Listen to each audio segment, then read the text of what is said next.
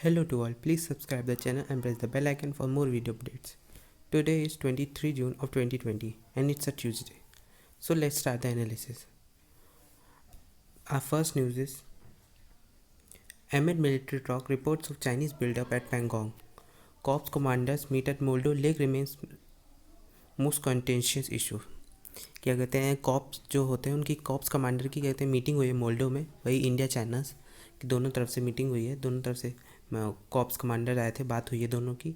Moldo Chinese side पे पड़ता है एलएसी में, तो वहाँ पे बातें हुई हैं। इसमें वही पेंगोंग लेक के जो ऊपर अभी हुआ है उस पर भी बात की गई है।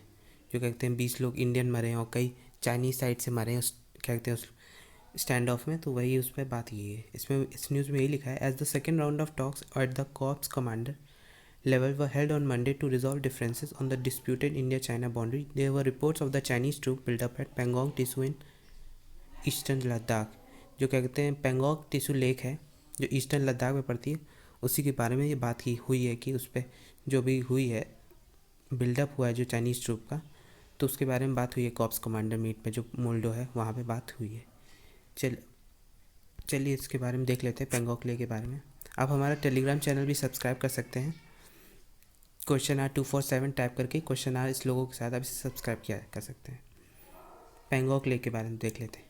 Pangong lake it is 135 kilo long lake होती है। ये 135 किलो लंबी लेक है जो हिमालय के में है, जो 4350 किलोमीटर मीटर की ऊंचाई पर है। इसका स्ट्रेच इंडिया टू चाइना पूरा है और इंडिया के अंदर इसका स्ट्रेच 45 किलोमीटर का है और चाइना में 90 किलोमीटर का। ये बनी थी थियोथिस जिन्सलाइन के द्वारा बनी थी ये, और ये सॉल्ट वाटर लेक है। स्ट्रेटेजिक सिग्निफिकेंस का क्या है, by itself the lake does not have major technical significance but it lies in the pass of the Chushul approach. क्या कहते हैं ये कहते हैं चुशुल जाने पे ये एक रिवर पड़ती है, सब इसका यही सिग्निफिकेंस है। और चाइना इसे यूज़ कर सकता है ऑफेंसिव के लिए कि इंडिया में टेरिटरी कब्जे जाने के लिए यूज़ कर सकता है, ऐसा इसमें बताया गया है। और ये तो हम लोग रोज़ बात ही कर रहे हैं इंडिया चाइना बॉर्डर के बारे में, तो आज ज़रूरत नहीं है, हमने पेंगोंग लेक के बारे में पता कर लिया। आप बताइए कि इंडिया चाइना बॉर्डर क्या कहते हैं, क्या नाम किस नाम से कहते हैं इंडिया और चाइना के बॉर्डर को, क्या नाम दिया गया है? कमेंट सेक्शन में जरूर और बताएं, और प्लीज़ कमेंट ज़रूर किया करें। जो लोग भी देखें प्लीज़ कमेंट ज़रूर करें।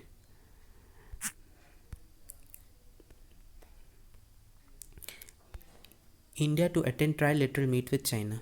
क्या कहते हैं जो ट्राइलेटरल मीट होने वाली है इंडिया चाइना और रशिया की जो मीटिंग होने वाली है, जिसमें हमारे external affairs minister S Jaishankar वो मिलेंगे मीटिंग में, वर्चुअल मीटिंग है। तो उसमें क्या कहते हैं वही होगा कि कहते हैं बातें होंगी उसी बारे में, कई बातें होंगी, कई चीज़ों पे बातें होनी है। एक क्या कहते हैं उसमें से ये भी हो सकता है कि जो अभी हुआ है उसके बारे में भी बात हो, जो क्या कहते हैं लद्दाख में हुआ है अभी, क्या कहते हैं वो पेंगोंग लेक के पास, तो उसके बारे में बात हो, ऐसा कहा जा रहा है। जो ट्राइलेटरल मीट होगी उसमें ऐसा होगा, ऐसा कहा जा रहा है। After Chennai Madurai stand for lockdown. आपने देखा ही होगा कि जैसे अभी चेन्नई में लॉकडाउन हुआ था 12 दिन का, जो काफ़ी हेल्पफुल भी रहा, और केस उनके निकल के आ रहे हैं, जो छुपे हैं केस जो लोगों को नहीं पता है वो भी केस निकल के आ रहे हैं, क्योंकि डोर टू डोर टेस्टिंग हो रही है और सर्विलेंस हो रहा है, जिसके कारण रिजल्ट पॉजिटिव आ रहा है। इसलिए क्या कहते हैं सीएम ने सोचा है कि क्या कहते हैं स्टेट गवर्नमेंट ने सोचा है कि हम मदुरई को भी लॉकडाउन करें और वहाँ पे check door to door testing करें, जिससे क्या कहते हैं पूरे स्टेट में धीरे धीरे करके वो सोच रहे करें, जिससे क्या कहते हैं उनके केस स्टेबल हों और क्या कहते हैं उसे वो लोग कंट्रोल कर सकें, ऐसा इसमें बात की गई है।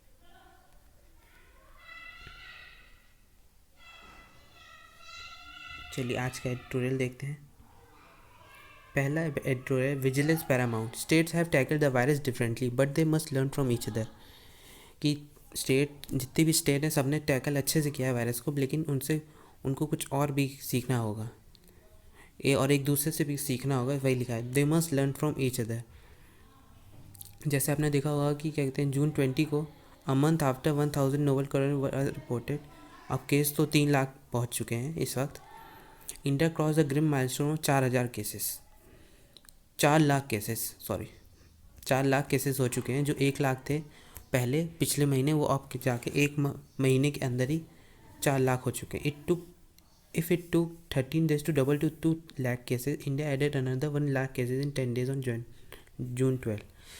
जून 12 तक क्या कहते हैं 1 लाख केसेस और बढ़ गए थे। जब 2 लाख केस हुए थे, जून 12 तक 3 लाख हो चुके थे, और अब जाके 8 दिन में ये 4 लाख पहुंच चुके हैं।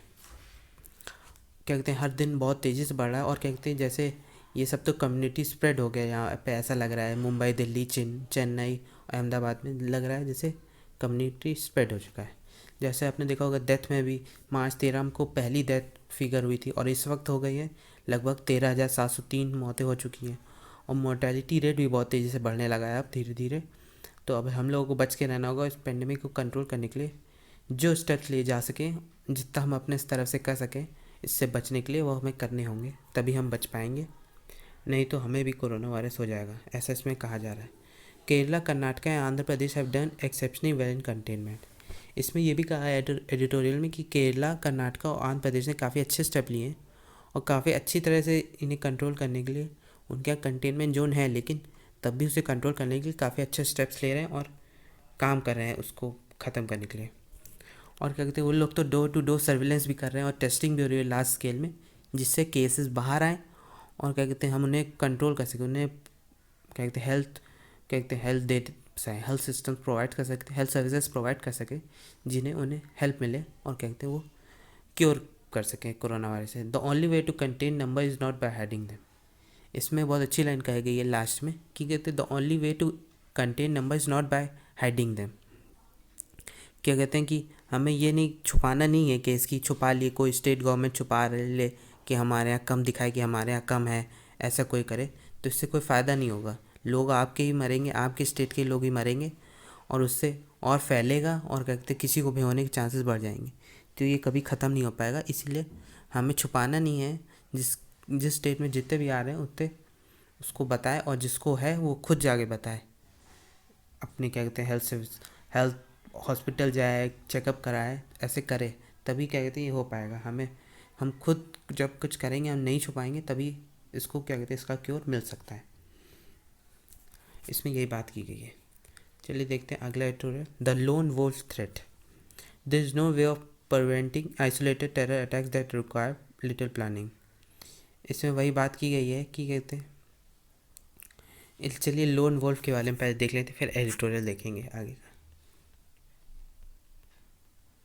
Lone wolf. A lone wolf attack is undertaken by a very small group or individual in support of a larger cause but without the overall supervision or support of a terrorist organization. कहते हैं ये loan wolf attack वो होते हैं, कोई एक small group हो सकता है या बड़ा ग्रुप हो सकता है, ज़्यादा बड़ा नहीं, जो किसी एक मैंटेलिटी का होता है, एक कहते हैं एक उनकी वो होती विचारधारा होती है जिसके लिए वो लोग काम करते हैं, और उसी की तरह वो देखते हैं। उनके पास सपोर्ट नहीं होता किसी टेररिस्ट ऑर्गेनाइजेशन में, वो सपोर्ट नहीं होता, वो अपने किसी एक विचारधारा के ऊपर काम करते हैं और उसी के लिए करते हैं काम। The potential for such attacks in various parts of the world is evident from the call given by the Islamic states. कि इस्लामिक स्टेट से जो आते हैं वो मैक्सिमम ऐसे ही रहते हैं, कुछ लोग जो कहते हैं लोन वोल्फ अटैक वाले रहते हैं। India is remain free of the phenomena until now. ऐसा कहा जा रहा है कि इंडिया भी फ्री है, लेकिन यहाँ पे भी जम्मू कश्मीर साइड ऐसा लगता है कि लोन वोल्फ अटैक होते रहते हैं। This situation could, however, change as I indicated some distinct shifts in the nature of the terrorist challenge confronting the country. लेकिन एक ज़्यादा दिन तक रह नहीं पाएगा, क्योंकि काफ़ी टेररिस्ट चैलेंज मिलते जा रहे हैं इंडिया को, और बहुत ज़्यादा तेज़ी से मिल रहे हैं। The IS has attempted to exploit the chasm in society as a result of perceived religious perception. वही कहा गया है कि कहते हैं IS भी काम कर रहा है कि कहते हैं वो अपना रिलीजियस फैला सके, ऐसा इसमें ये लोन वोल्फ अटैक वाले बहुत ज़्यादा ही ये इस्लामिक स्टेट्स वाले बहुत ज़्यादा रहते हैं जो काम करते हैं कहते हैं इस तरह का। तो ऐसा इसमें कहा गया है। This it is a matter of time before they find recruits willing to employ violence in India itself. इसमें क्या है कहा जा रहा है कि कहते हैं ये लोग भी रिक्रूट कर रहे हैं जिससे वो लोग वायलेंस फैला सके इंडिया में, ऐसे कुछ लोन वोल्फ हैं बना रहे हैं वो लोग, ऐसा इसमें कहा गया है। लोन वोल्फ जैसे इस पूरे एडिटोरियल में यही दिया है कि कैसे यूएसए और बाकी कंट्रियों में लोन वोल्फ अटैक हुए हैं और हो सकते हैं। Lone wolf attack in which extremist individual translate their beliefs into violent action are hard to detect and prevent. Lone wolf attack कोई भी हो सकता है, नॉर्मल इंसान भी होता है, उसकी कुछ बिलीफ होंगी, उसे वो कन्वर्ट कर देगा कहते हैं एग्रेशन में, वायलेंट एक्शन करेगा, वायलेंट हो जाएगा वो, कहते हैं, और उनको पकड़ना और उनको रोकना काफ़ी मुश्किल है, क्योंकि वो लोग पता नहीं चलता कि कौन है, लोन वोल्फ हो सकता है कोई, तो ऐसा हमें पता नहीं चलता। In coordinated terror attacks the chances of competence intelligence agency detecting the perpetrator are much higher, कि इंटेलिजेंस एजेंसी उन्हें पकड़ पाए उससे वो इतने तेज होते हैं कि उन्हें कोई पता ही नहीं होता कि वो क्या कर रहे हैं। तो इसमें पूरा यही दिया गया है।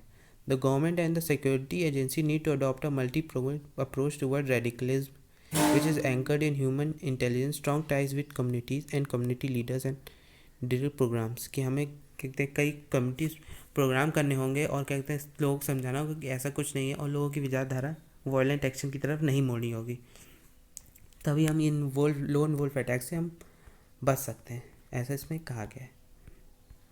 अब ये आता है ये अगला editorial, in the India and Nepal and India-China tension, white papers can help in clearing misapprehension over the boundaries। इसमें वही बात की गई है, इंडिया और चाइना के रिलेशन के बारे में और इंडिया और नेपाल के रिलेशन के बारे में बात की गई है। चलिए पहले देख लेते हैं इंडिया नेपाल का रिलेशन। इंडिया चाइना का रिलेशन तो हम रोज़ ही देख रहे हैं लगभग, क्या कहते हैं, रोज़ इंडिया नेपाल का रिलेशन। आप बताइए, कमेंट सेक्शन में बताइए कि इंडिया चाइना ने क्या कहते हैं इंडिया का अक्साई चीन किस ईयर में क्या कहते हैं ऑक्यूपाई कर लिया था। कमेंट सेक्शन में बताएं ज़रूर बताएं, और प्लीज़ कमेंट ज़रूर किया करें। इंडिया नेपाल रिलेशन, दोनों जगह क्या कहते हैं हिंदुज़्म है, बुद्धिज्म, दोनों ही जगह है, और इन लोगों की एक ओपन बाउंड्री है, ओपन बॉर्डर है, कहते हैं कोई भी इधर आ सकता है, कोई भी उधर जा सकता है, कोई आपको वीज़ा नहीं चाहिए उसके लिए। The Indian Nepal treaty of peace and friendship of 1950, जो इन लोग के बीच पीस एंड फ्रेंडशिप ट्रीटी हुई थी 1950 की, उसमें था कि कोई भी किधर भी जा सकता है और कोई भी कहीं भी काम कर सकता है, कोई भी कहीं बिजनेस कर सकता है, लैंड ले सकता है, जैसे इंडिया का कोई जाके वहाँ के काम कर सकता है और नेपाल का कोई आके यहाँ काम कर सकता है। इसमें यही था इस ट्रीटी में। नेपाल 5 इंडियन स्टेट के साथ बॉर्डर शेयर करता है, उत्तराखंड, उत्तर प्रदेश, वेस्ट बंगाल, सिक्किम और बिहार, इन सब के साथ ये करता है। लेकिन जैसे भी कंडीशन चली है, नेपाल ने एक क्या कहते हैं कुछ एरिया को उत्तराखंड के अपने अंडर मैप दिखा दिया है कि वो उनके अंडर आता है, तो वो काफ़ी गलत है, ऐसा इसमें कहा गया है।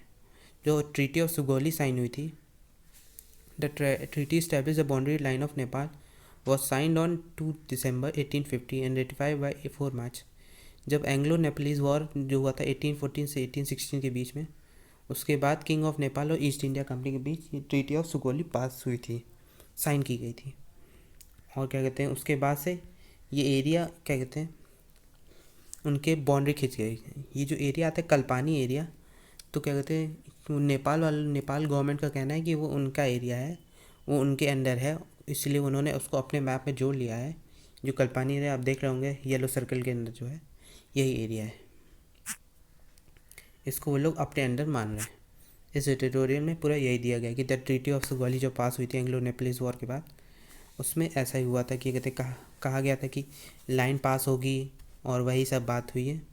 आप कहते हैं इसमें ये भी एक जानने वाली बात है कि जो पहला ब्रिटिश रेजिडेंट था जो नेपाल में रहा था, जो ब्रिटिश रेजिडेंट था जो नेपाल गया था, वो एडवर्ड गार्डनर था। उसने क्या कहते हैं Nepal Durbar laid out this to the Nepal Durbar, वो नेपाल दरबार जो गया हो पहली बार जो ब्रिटिश रेजिडेंट था वो एडवर्ड गार्डनर था। ये पॉइंट नोट करने वाला है, एडवर्ड गार्डनर।